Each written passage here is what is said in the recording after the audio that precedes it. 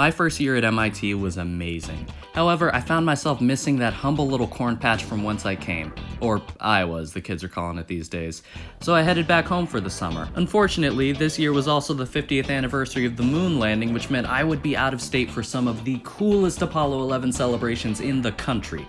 Or so I thought. Using the Google, I found an observatory 2 hours away that was also celebrating the 50th anniversary of Apollo 11, and I wanted to go for two reasons. One, I like space, and two, everyone who attends was supposed to get a free Apollo 11 commemorative coin, and I wanted that coin. I didn't know what year the coin would be from, or even if I was going to get there and find out it was just like a chocolate coin. I didn't care. I wanted that coin. I mean, it felt like I was Mario, and this coin was like a coin, you know what I mean? So my mom and I got in the car, loaded up on the world's most precious natural resource, fried chicken sandwiches, and we were off, under the watchful eye of this gentleman. We drove for 2 hours to the Eastern Iowa Observatory and Learning Center. Nothing was gonna stop me from getting that coin. Welcome to Iowa, birthplace of Peggy Whitson, Captain Kirk, and yours truly. We have corn and corn. This was my first time at this observatory, and I gotta say, it was a lot bigger than I was expecting. They had a table full of astronaut ice cream sandwiches there, which is all kinds of ironic, since if I remember correctly, astronaut ice cream was actually developed for the Apollo missions, but no one liked it. There was also a display of commemorative coins just taunting me.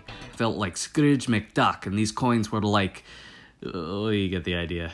The presentation began, and the main speaker, David Wendell, revealed that the topic would be about Iowa's connections to the Apollo missions.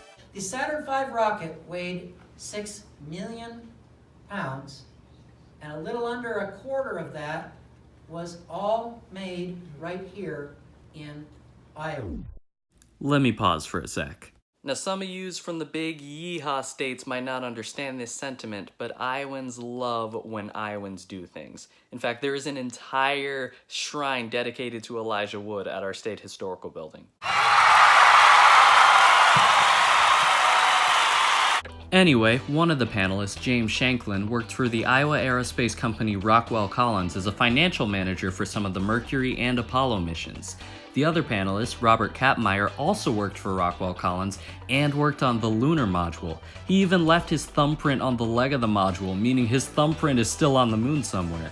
Then Wendell starts pulling people from the audience. One guy he called on, John Leeson, flew a plane known as the Apollo Range Instrumentation Aircraft, which is basically a mobile tracking station for the Apollo missions. I was on a test flight on one of the Apollo missions. Wendell even pointed to one guy in the audience and was like, you worked on the Apollo missions, right? And this dude's like, no, I only worked on the Mercury missions.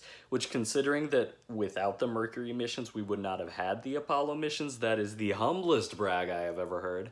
Needless to say, I was a happy little corncob that day. But I hadn't forgotten about that commemorative coin. I asked one guy if he knew anything about it, but he didn't. I asked another guy if he knew anything about it, but he also didn't. I considered consoling myself with some free astronaut ice cream, but it was all gone. I was a sad little corncob. But then, the second guy I talked to whispers something to Wendell. Wendell goes into the back room and pulls out the commemorative coins. Happiness restored. We made a quick stop at that Iowan aerospace company Rockwell Collins and headed home. The plan was to get home around 8 p.m., meet up with my dad, and head over to a stargazing party downtown. The problem was, it was pretty cloudy. Still, my father gave me hope that before the end of the night, the clouds might part and the heavens might break through.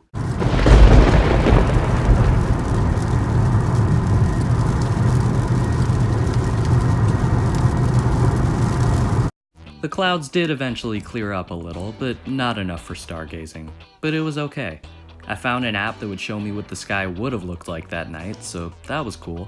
And in the end, I think we all learned a valuable lesson. Maybe the real stars are the coins we got along the way.